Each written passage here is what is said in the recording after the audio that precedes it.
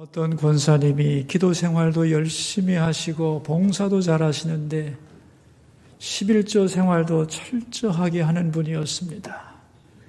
그런데 자기가 어떻게 그런 믿음을 가지게 되었는지 얘기해 준 적이 있습니다. 중학교 1학년 때였는데 어느 날 선생님이 내일 학교에 중요한 행사가 있으니 꼭 하얀 운동화를 신고 오라고 했답니다.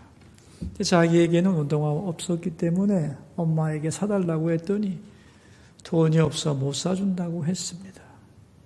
아닌데 분명히 봤는데 서랍에 있었는데 돈이 없다고 하자 어머니에게 대들었답니다. 돈 있잖아요. 그 말을 듣고 어머니는 자기를 무릎 위에 앉히고 이렇게 말을 했답니다. 얘야, 나는 너를 위해서는 입에 있는 것도 다 빼줄 수 있다. 그러나 그 돈은 우리 게 아니다. 하나님 거다. 11조 드리려고 이번 주일에 드리려고 모아놓은 돈인데 손댈 수 없다. 미안하지만 사줄 수 없다. 너는 내일 운동화는 신고 가지 못하지만 하나님이 너를 아시니 너에게 큰 복을 내리실 거다. 그러면서 자기를 꼭 끌어안아줬다는 거예요. 그 순간에 자기는 어머니로부터 11조 교육을 확실하게 받았노라고 매일매일 행상으로 벌어먹는 가난한 과부였지만 하나님 말씀대로 살려고 몸부림치는 어머니를 존경하고 그 신앙을 본받겠다고 그 순간에 결심을 했다는 겁니다. 여러분, 이 간증을 어떻게 생각하세요? 이 어머니는 믿음이 훌륭한 분입니까? 아니면 오 주여밖에 모르는 꽉 막힌 분입니까? 이 어머니는 자기 딸에게 운동화를 사줄 수 없는 그 상태에 대하여 마음이 아프지 않았을까요? 아마 가슴을 베어내는 고통이 있었겠죠. 그러나 그런 고통을 참고 견뎠기 때문에 어려운 생활 속에서도 꿋꿋하게 믿음의 삶을 살아갈 수 있었던 겁니다. 우리는 지난 시간에 종은 상전보다 높지 못하다는 말씀을 배웠죠. 우리는 예수님의 종이고 예수님은 우리의 주인입니다. 그런데 세상은 예수님 보고 어떻게 했느냐 하면은 바알세불이라고 불렀습니다. 귀신 들렸다, 미쳤다, 정상이 아니라고 비난하고 조롱했다는 뜻입니다. 그런데 예수님의 종된 우리가 항상 세상으로부터 존경받고 대접받을 수 있는가? 때로 그럴 수도 있겠지만 예수님의 제자라는 것 때문에 얼마든지 비난받고 조롱받을 수도 있다는 것을 말씀하고 있는 거죠. 그러나 두려워하지 말라고 주님은 말씀했습니다. 왜냐하면 감추어진 것을 다 드러내줄 것이기 때문에. 또한 참새 한 마리도 하나님이 허락하지 않으면 떨어질 수 없는 거다. 내가 너희들의 머리카락 하나도 다 세고 돌보고 기억한다. 그리고 너희들의 헌신과 수고에 대하여 다 언젠가는 갚아줄 것이기 때문에 두려워하지 말고 제자로서의 길을 바르게 걸어가라. 그것이 지난 시간의 내용이었습니다. 오늘 본문은 제자로서 살아가면서 방해물이 뭔가 여기에 대한 말씀입니다.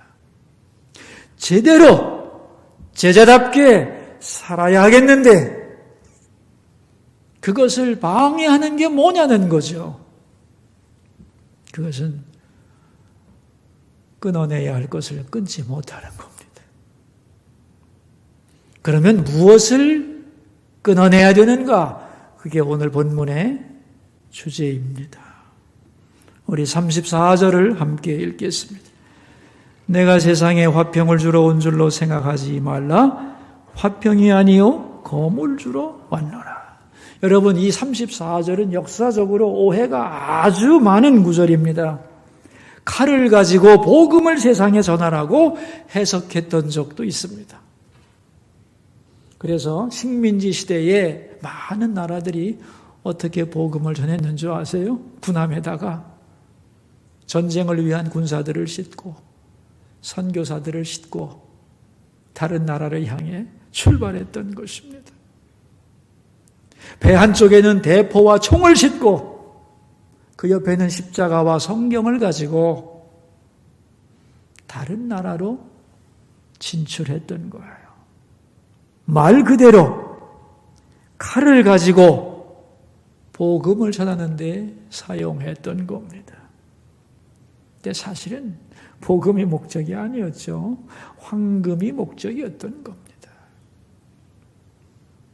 본문은 이렇게 오해되었고 악용이 되었던 거죠.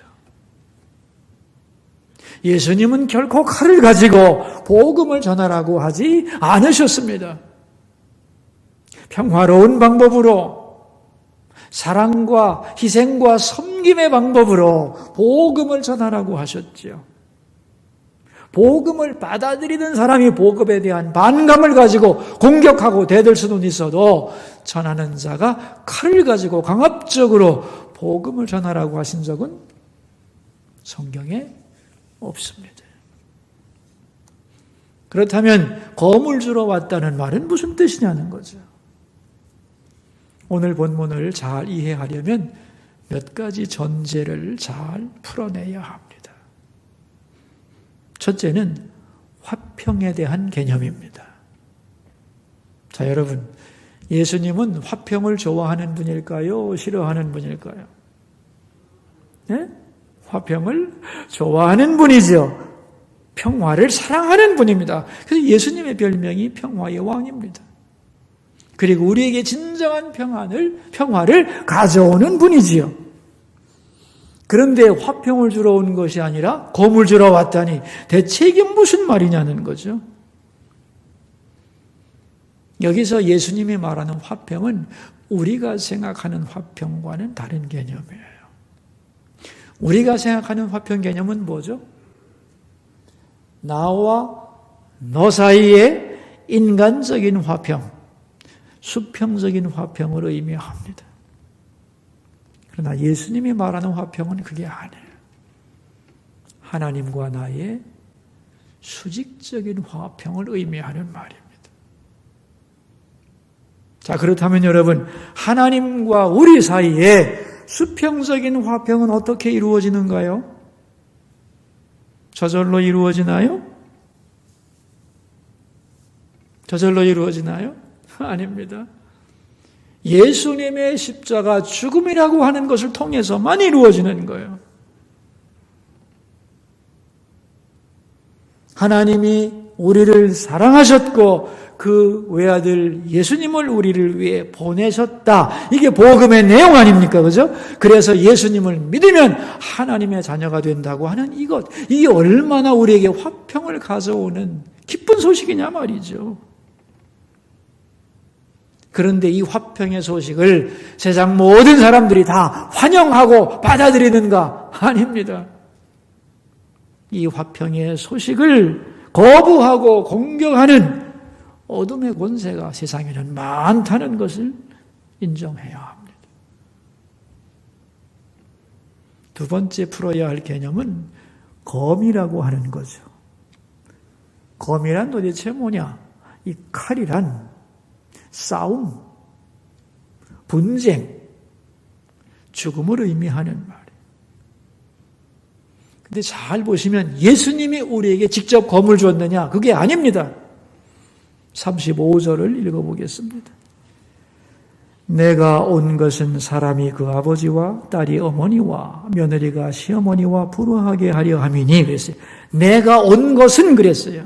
예수님의 오심, 그것이 우리에게 검을 주는 사건이 되었다는 거예요.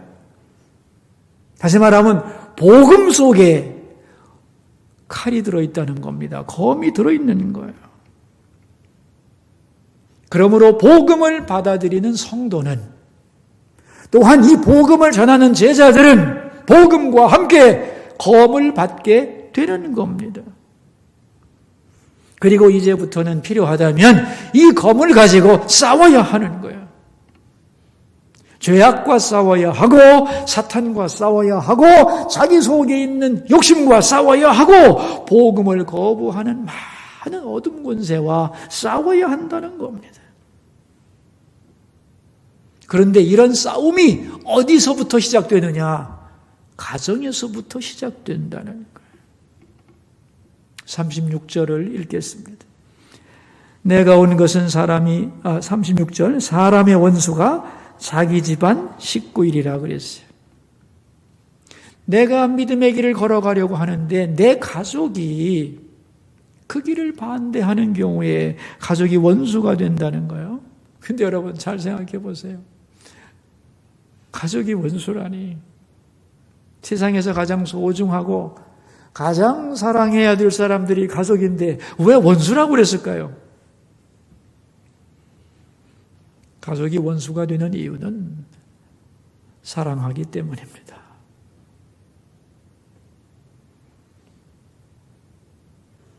그 사랑을 이기기가 어렵기 때문에. 일제시대 때 신사참배 때문에 감옥에 갇혀서 고생을 많이 한 주기철 목사님이라고 하는 분이 있는데, 아무리 고문을 해도 넘어가지가 않자 일본 경찰이 회유하기 위해서 일시적으로 가석방을 시켜주었습니다. 가족 만나고 보면서 마음 약해져서 배신하라고. 근데 이 목사님이 가석방을 받아서 뭘 했느냐? 교회로 가서 최후의 설교를 했습니다. 그 설교 내용이 이렇습니다. 여러분, 사람이 자기 몸의 고통은 견딜 수 있으나 부모와 처자를 생각하여 철석 같은 마음이 변절되는 경우가 참 많습니다. 어린 자식의 울음소리 때문에 순교의 길에서 돌아선 신자들도 허다합니다. 인간의 얽히고 설킨 인정의 줄 때문에 주님 따라가는 길이 방해를 받는다면 말씀에 어긋나는 일입니다. 부모나 처자를 사랑하고 아껴야 하지만 예수님보다 더 사랑해서는 안 되는 것입니다. 하고 눈물을 흘렸습니다. 여러분, 환난의 때에는 이런 일이 종종 있는 겁니다. 이제 환난을 앞에 둔 예수님의 제자들에게 예수님은 미리 이것을 말씀하시는 거고, 환난을 당한 제자들은 그 말씀을 기억하며 그 고난을 견뎠던 것이죠. 그러면 우리는 가족을 사랑하지 말라는 말이냐? 아닙니다. 사랑해야죠. 책임지고, 사실은 지금보다 더 뜨겁게 사랑해야 합니다. 그러나 하나님보다 더 사랑하면 안 되지요. 가족을 사랑하되 예수님을 더 사랑하기 때문에 진리에 대한 타협과 양보 없이 앞으로 나가야만 한다는 거죠. 그래야만 올바른 제자가 될 수 있다는 말입니다. 창세기에 보면 하나님이 아브라함에게 아들 이삭을 바치라고 하죠. 아브라함은 그 의도를 이해하지 못합니다. 납득될 수 없는 명령이지만, 그러나 아브라함은 그 명령에 순종합니다. 자식을 바치는 아픔을 참아냅니다. 그리고 깨닫게 됩니다. 내가 내 아들 이삭을 너무나 사랑했다는 것을. 이미 이삭은 그에게는 우상이 되어버린 겁니다. 그 아들이 삶의 이유이며 기쁨의 근원이며 그리고 그의 모든 것이 되었습니다. 원래 그 아들은 없었는데 불가능한 나에게 주신 하나님의 선물일 뿐인데 이제는 그 선물에 취해서 선물을 주신 하나님보다 더 소중하게 여기게 되었다는 거죠. 이제는 이 잘못된 자리를 고치고 원래 자리로 돌아가야만 합니다. 그래야만 하나님과 아브라함과 이삭과 하나님의 관계가 바로 되는 거죠. 그런데 이렇게 회복을 하기 위해서는 아들을 향해 칼을 들어야만 했던 겁니다. 그래서 검을 들어 왔다는 말은 하나님보다 더 사랑하는 것들을 베어내야 한다는 의미입니다. 여러분들 속에 하나님보다 더 사랑하는 것들 있죠.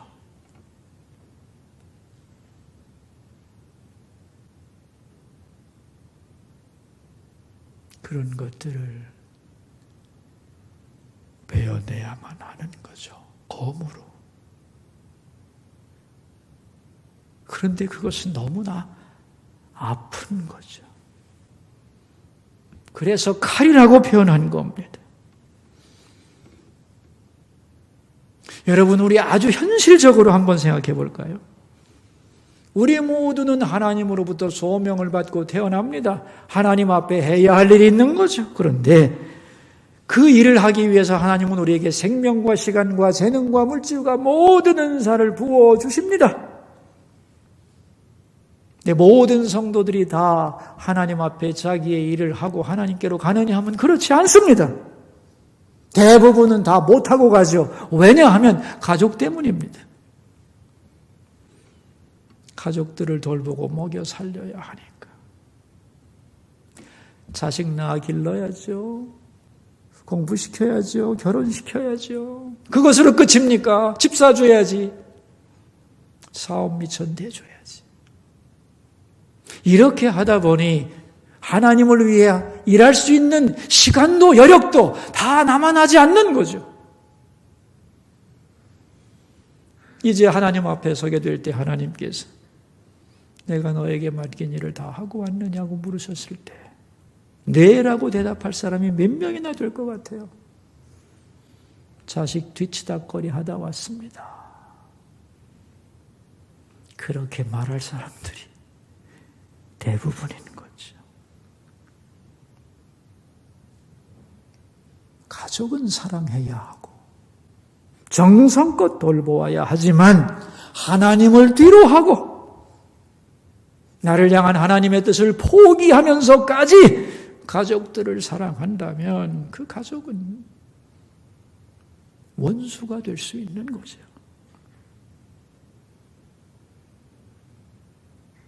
여러분, 출애굽기에 보면은 10가지 재앙 나오죠?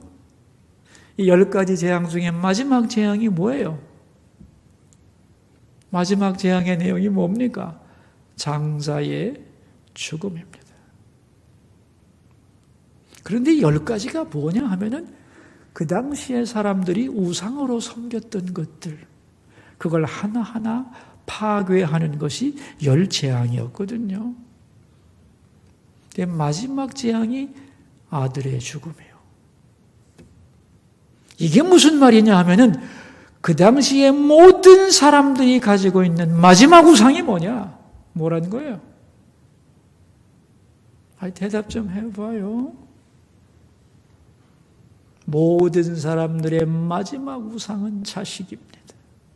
그 자식의 대표가 장자인 것 아니에요.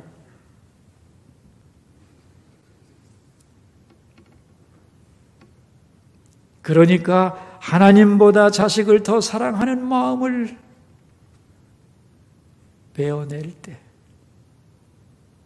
진정한 출애굽이 시작되는 거예요. 여러분, 출애굽이 쉬운 거 아닙니다.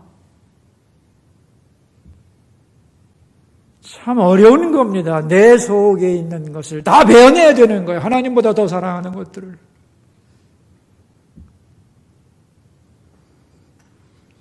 그래서 제자로 살아가려면 어느 순간에는 하나님이냐 가족이냐 하는 문제에 부딪혔을 때 하나님을 선택하는 때가 와야 되는 거죠.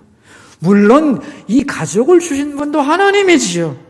그러므로 나는 주님께 내 가족을 맡기고 나는 주님의 말씀에 순종해서 나의 길을 걸어가는 것, 그것이 제자의 길이고, 그럴 때 하나님이 내 가족도 책임져 주시고 나도 하나님 앞에 바로 설 수 있는 거라는 거죠.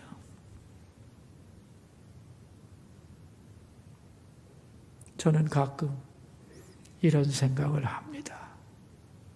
누가 하나님 앞에 설 수 있겠는가? 어떤 사람의 천국에 가겠는가? 간단합니다. 이 세상 모든 것보다 더 하나님을 소중히 여기는 사람이죠. 내 물질보다, 내 명예보다, 내 자식보다, 내 생명보다 하나님이 더 소중합니다. 하나님을 더 사랑합니다. 그런 사람이 가는 곳이 천국이죠. 그렇게 고백하는 사람이 제자인 거죠. 그러려면 칼이 필요하다는 거예요. 여러분, 이제 이 본문을 더 큰 관점에서 한번 생각해 보도록 하겠습니다. 우리는 예수님의 제자로서 언제나 화평을 추구하는 사람들이 되어야 하는 겁니다. 그러나 우리가 모든 사람과 화평해야 되나요? 어떻게 생각하세요? 우리는 모든 사람과 당연히 화평해야 합니까? 아닙니다. 잘못된 것과는 화평하지 말아야 합니다. 악과는 싸워야 하는 겁니다. 그게 주님이 원하시는 것이고, 그럴 때에 주님과 화평을 누릴 수 있는 겁니다.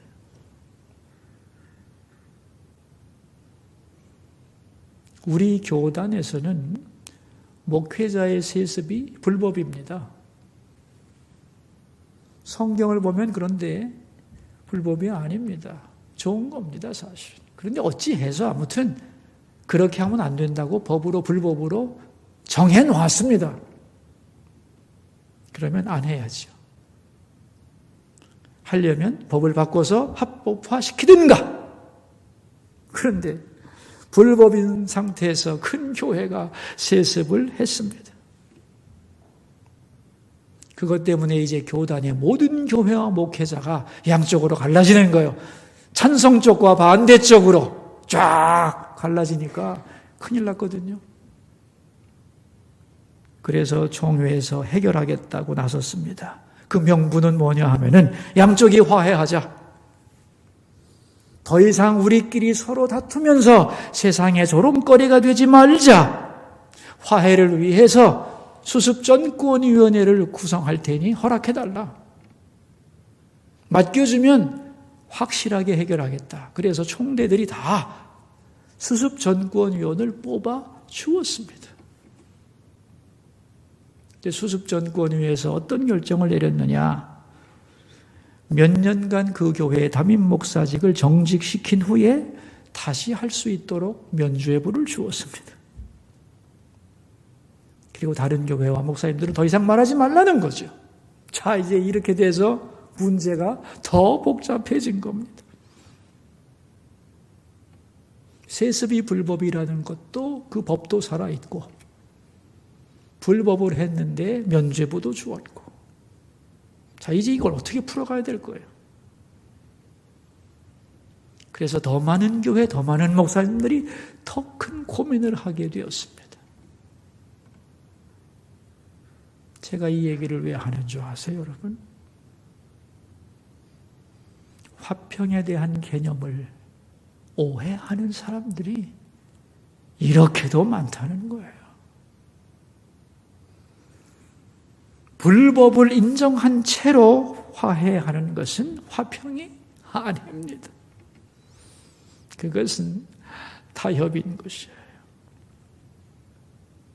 잘못된 것과는 화평할 수 없는 겁니다. 싸워야 하는 것이죠.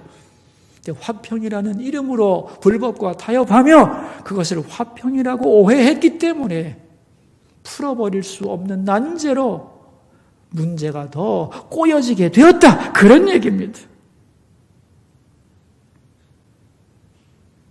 우리나라 국민들은 북한에 대하여 어떤 자세를 가져야 되느냐, 여기에 대해서 노회가 초청 행사를 하면서 강사를 초대했는데 국제문제 전문가분이 오셔가지고 이렇게 말씀을 하더만요. 싸우지 않으면 종이 되는 수밖에 없습니다. 누가 전쟁을 좋아하겠습니까? 평화통일 좋죠. 그러나 적들이 나와 내 가족과 내 나라를 위협하고 뺏으려고 하면 싸워야지.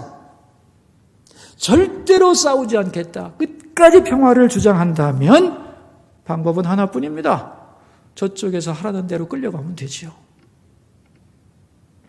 깡패의 노예가 되면 되는 겁니다. 그러나 그것은 올바른 나라가 아니지요. 꼴이 우습게 되는 겁니다. 여러분 어떻게 생각하세요? 정확한 말입니다. 우리는 예수의 제자로서 가능한 한 화평을 추구해야 합니다. 그러나 잘못된 것과는 싸워야 되는 거죠. 이게 주님과 화평을 이루고 살아가는 비결입니다. 검을 사용하지 않으면 불의와 타협하게 되고 억압에 굴복하게 되고 자기 속에 있는 욕심과 죄를 결코 끊어낼 수 없는 것입니다. 그러므로 예수님과 진정으로 화평하기 위해서는 싸워야 하는 거예요. 그래서 주님은 우리에게 검을 주시는 겁니다. 이 검을 함부로 놀리라는 게 아닙니다. 화평을 위해 살되 반드시 써야 할 필요가 있을 때에는 이걸 쓰지 않음으로써 제자의 길을 걸어갈 수 없다면 이 칼을 꼭 필요한 것에 쓰라는 겁니다. 싸움꾼이 되라는 얘기가 아니고 그러나 싸울 줄 모르는 무기력한 제자가 돼서도 안 된다는 거예요.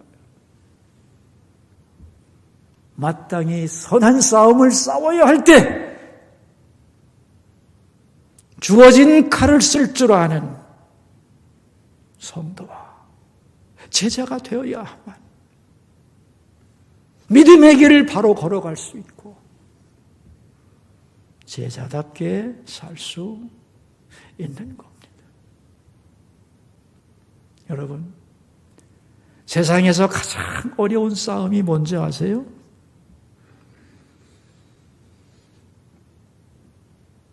예수님보다 더 사랑하는 것을 마음속에서 베어내는 것입니다.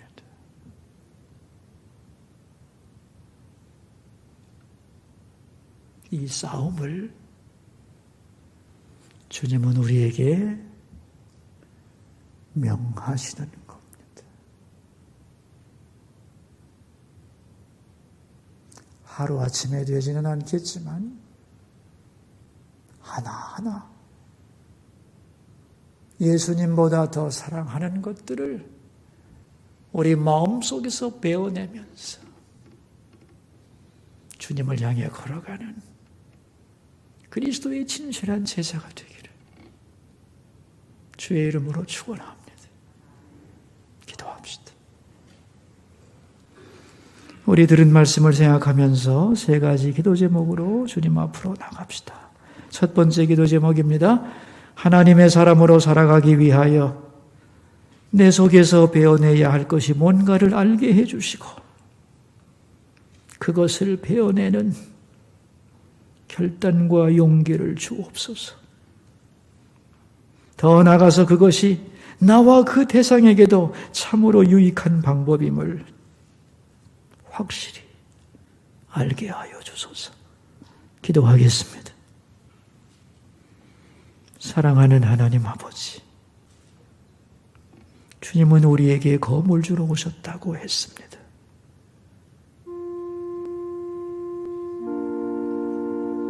왜요?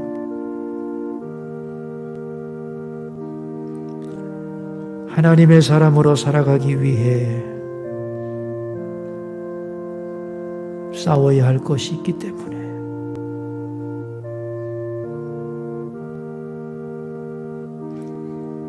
내 속에서 하나님보다 더 사랑하는 것이 있다면 베어버리기 위해서 하나님, 그것이 뭔가를 우리에게 바로 알게 해 주소서. 그리고 그것을 베어내는 결단과 용기를 주옵소서.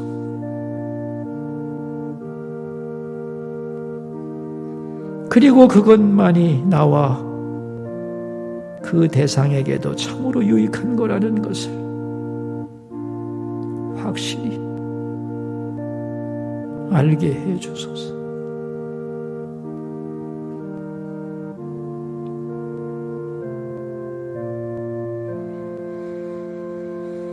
두 번째 기도 제목입니다. 수소교회와 이 땅의 교회들을 위하여 기도하겠습니다. 예배의 회복을 주옵소서. 기도하겠습니다. 하나님, 오늘 우리 교회와 이 땅의 모든 교회들이 예배드립니다. 성전에 나와 예배드리는 사람도 있고 가정에서 예배드리는 사람들도 있습니다. 그들에게 진정한 예배의 회복을 허락하옵소서. 희미해진 예배, 의무로 전락한 예배가 아니라 예배를 방해하는 것들을 베어내고 다시 옷깃을 여미며 하나님 앞에 진정한 예배를 회복하는 그러한 은혜를 이 땅의 교회와 성도들에게 허락하여 주소서. 세 번째 기도 제목입니다. 이 나라 대한민국을 위해 함께 기도하겠습니다. 하나님, 이 좋은 나라 대한민국이 어디로 갈지 몰라 휘청거리고 있습니다. 이 나라의 바른 길을 보여주소서. 그리고 국민을 사랑하는 정치를 할 수 있도록 지도자들을 깨우쳐 주소서. 우리에게 검을 주려고 오신 주님, 화평을 위해 최선을 다하되 잘못된 것과는 마땅히 싸울 수 있게 해 주소서. 우리 속에 예수님보다 더 사랑하는 것이 들어있다면 잘라내고 베어버릴 수 있게 해 주소서. 그래서 모든 것을 제대로 사랑할 수 있는 주의 자녀들이 되게 하여 주옵소서. 예수님 존귀하신 이름으로 기도하옵나이다. 아멘.